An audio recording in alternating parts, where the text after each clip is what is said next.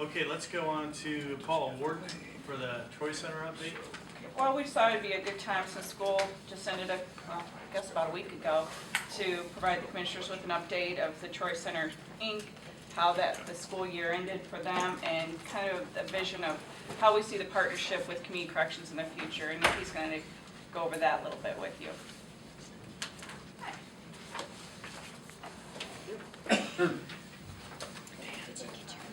Damn. This is the end of the year report that I brought to you guys in the past, with the names removed off the side. But this is a listing of all the students that we served this year. We were able to serve 43 students this year. And of those, some were middle school, some were high school. But the high schoolers earned 162 credits this year. We had 7 graduates, which was really exciting. We had our first ever graduation ceremony. And so they were able to walk through it. And really exciting, I think I talked to you guys in the past too, that our focus this year was really kind of taking it to the next level of what is next for these students. And we were finding that we could get kids to the diploma stage, but that they didn't really have a plan after that. They just thought that they were done at the diploma. And we know that that's not necessarily the case anymore. And so this year we hired a guidance counselor, Michelle Bennett, and her focus and our focus as a team was really on what's next. And so I was very happy that of our 7 graduates, 4 of them are already enrolled in college classes for the fall. That's so great. we're excited about that. Good news. And hopefully a couple more of them, once they get some things in order, will be following as well. So you can see through here, attendance is obviously our biggest struggle. Just getting the kids in the door. We can do a lot with them, but we can't do anything if we don't get them there. And so if we can get attendance in the 80, 90, hopefully 100% range, that's a huge accomplishment for us. And then the other 2 levels are, just to give you an idea of where they're testing in at. For some of these, this is right when they came, and for some of these, it was after they've been with us for a while. But their reading level is the first column. The QRI-4 assesses how well they're reading and how well they're comprehending what they're reading. UMS would be upper middle school, and then there's also a high school level. We obviously want to get them at least to upper middle school, if not high school level, while they're with us. And then the Saxon levels are their math ability when they're coming to us. Primarily kids, when they're coming to us, we're still seeing, when they get to us, a 3rd or 4th grade math level, and sometimes reading as well. And so we have a lot of work to do before we can even begin working on high school credits. We really want to focus on improving the basic skills so that they can do the more advanced skills required for high school credits. So it shows you that. And then I also have, you want me to pass this out? Yeah, there's been some questions as far as what's the partnership with Community Corrections and Troy Center Inc. look like. Now, we have identified that we need to modify our services really to address the population, what the juvenile population currently needs in Whitley County. So Nikki came up with a nice little handout there that shows a little bit what our vision is for the next year. And I think you guys got something similar to this when we met in Cherubusco. It's been tweaked a little bit. There's been some, a few changes, but primarily it's similar to what you received there too. We want to continue to provide prevention services in Whitley County. In addition to the academics that we do, we want to be able to continue to provide the counseling and the support services that we feel are important to curbing delinquency and preventing these students from going down that road and ending up in the court system. And so our partnership with Community Corrections would allow us to continue to provide those services to the county in addition to the school academic services. So you have no participation from Smith grade, and it looks like in this school year limited participation from Whitley County. And can I understand from what I read in the paper, there'll be no participation from Whitley County next year? That's what we're understanding from what we read in the paper. We had trouble getting any communication back, like a definitive answer. We've sent emails, and we're open to, we want to partner together even even with a new program that's being created, again, a lot of what I'm hearing, the same things you guys are hearing kind of through the grapevine, because we haven't received anything officially.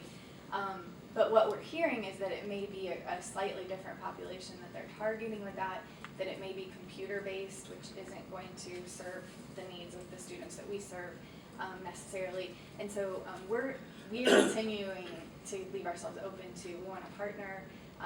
If there are kids that we have that may be more appropriate for a computer program, we want to refer them there. We want to know as much about the program as possible so that we're not duplicating services and costing the community any more money than we need to.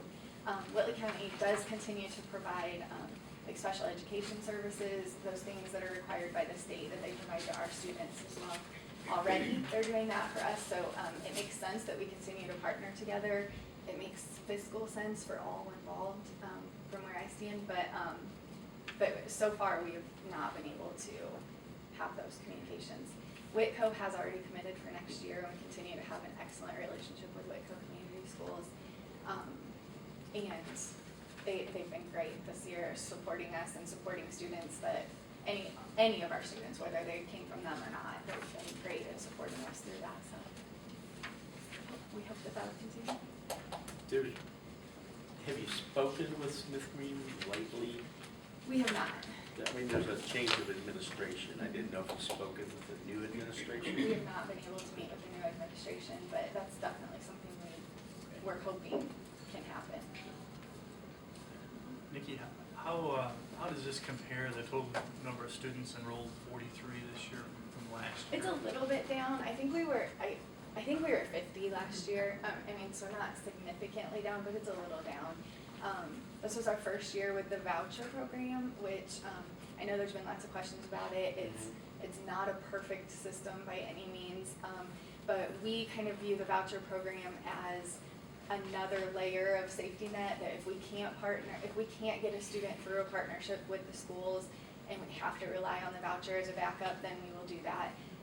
We've always tried to partner with the schools first, but we did have, I think we had 12, don't quote me on that, 12 students on the voucher program this year. Currently we have 2 that are signed up to do that next year. And then we also rely heavily on community support for scholarships for tuition, because there are still kids with the partnerships, with the voucher program, with private pay, there are still kids that slip through all of those cracks where the schools can't refer them or won't refer them, and they don't qualify for the vouchers and financially can't afford to pay the tuition. So we're still heavily relying on the community to support those scholarships, and so far the community has really rallied to support those kids, and we've been very thankful for that.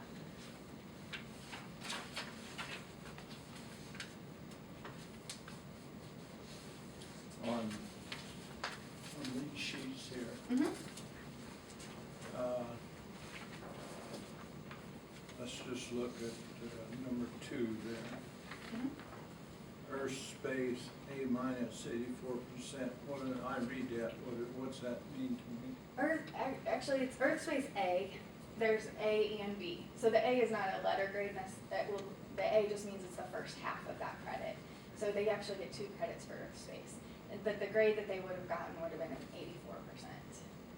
And the way we set up is that we require all of our kids to get to at least an 80% on each assignment before we move on, or on each unit before we let them move on to the next thing. Just simply because a D- doesn't prepare them to move on to whatever course builds on that next. And so if it takes us 6 months to do this chapter, that's okay. We just want to make sure that they actually understand the concepts of pre-algebra before we try algebra, or before we try algebra 2 or geometry. And some of our kids come to us and they came from another school system, and maybe they already passed algebra with a D-, which gets them their credit towards a diploma. But so then they come to us thinking they're ready for algebra 2, but they can't do it because they haven't mastered the skills yet. And so we may go back and we may redo it, because our standard is 80%. And that's why they're all at their own pace too. So they may. So your standard is what? 80%. 80%. And we will at times make exceptions to that. I've let them pass with a 78 before if we get down to the end. And we just need to issue the credit. But our goal we strive for is 80, and there's probably some in here that are lower. But Yeah, I saw one at 70 or something, but.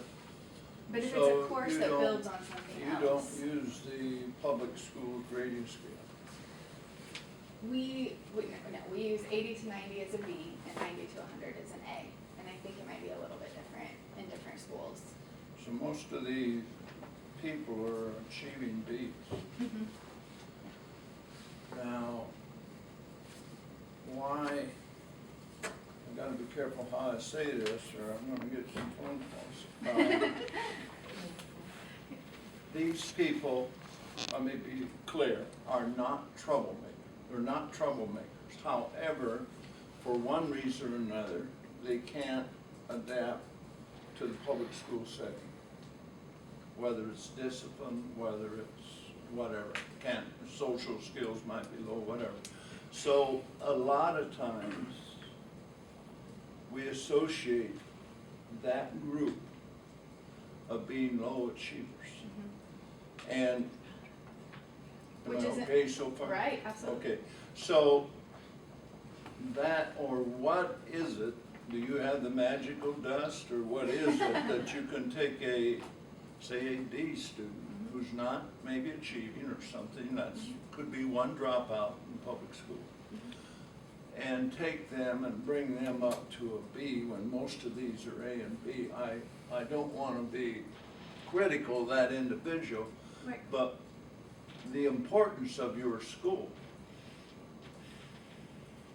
how do you achieve that? Well, you're right, and the stereotype is that they're not capable, but it's really not true a lot of the time. What we're finding is these are very high ability students, sometimes, some of them, and for whatever reason have given up. Some of them, they're bored, and they gave up in 3rd grade trying. Are you saying that public schools are not challenging, or? I'm saying for every student that comes to us, they come for a different reason and with a different circumstance. And for some, that might be true, that maybe it wasn't challenging enough.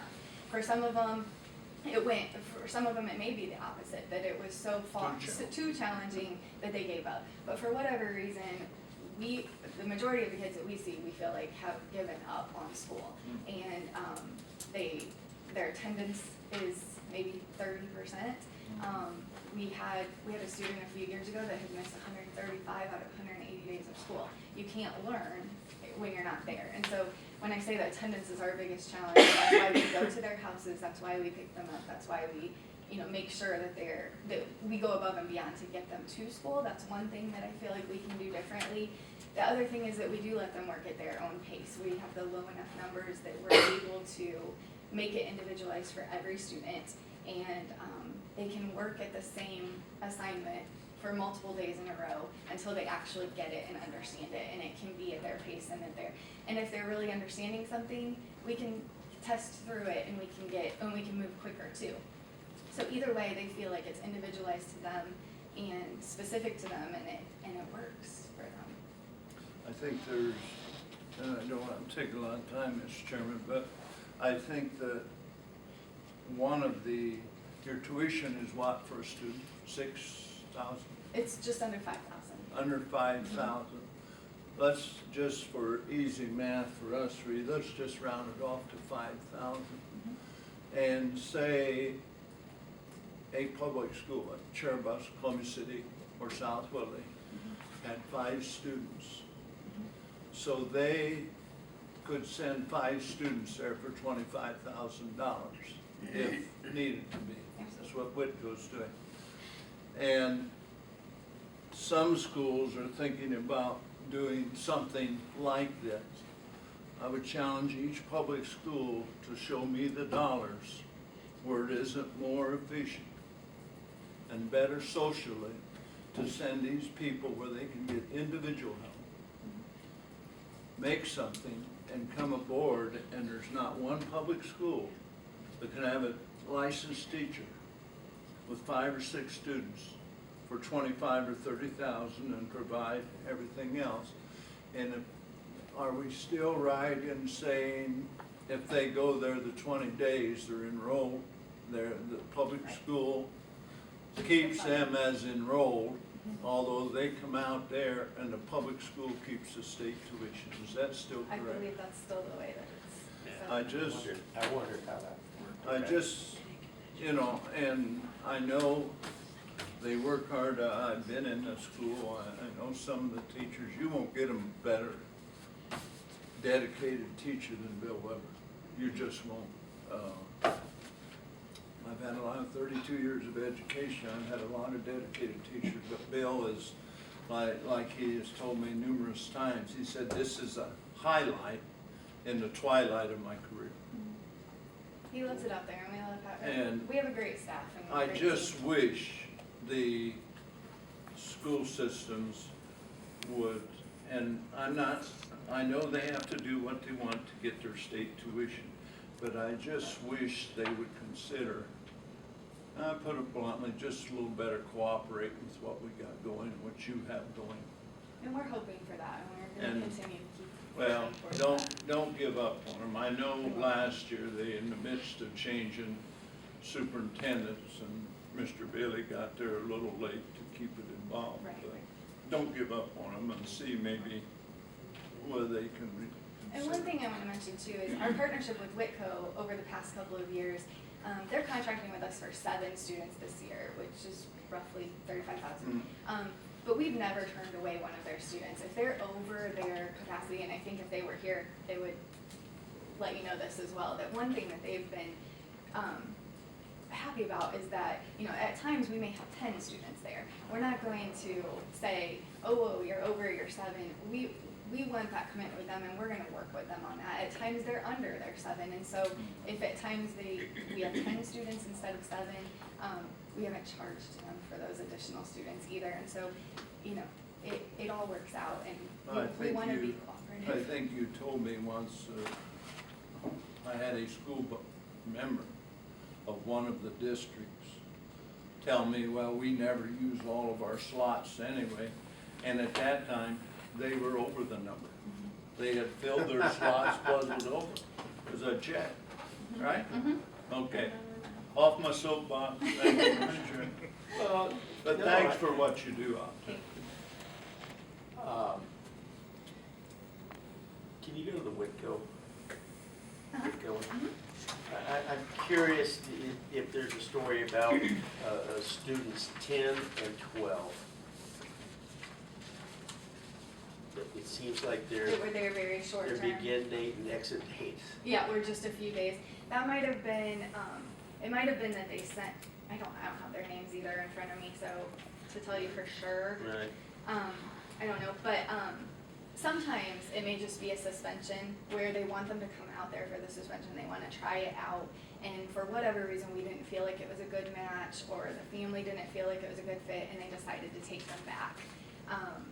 Sometimes, you know, we have had a couple of situations where we felt like maybe a student was going to be too disruptive to the learning of other students, or a mix between peers. We wanted to put one at a different school. So we won't turn a kid away without a better alternative available, but if we feel like there's a better placement for them, whether it's more mental health services, whether it's through working with probation, or whether it's putting them back in special ed services, different things that the schools can offer, that would be the reason that for such a short term.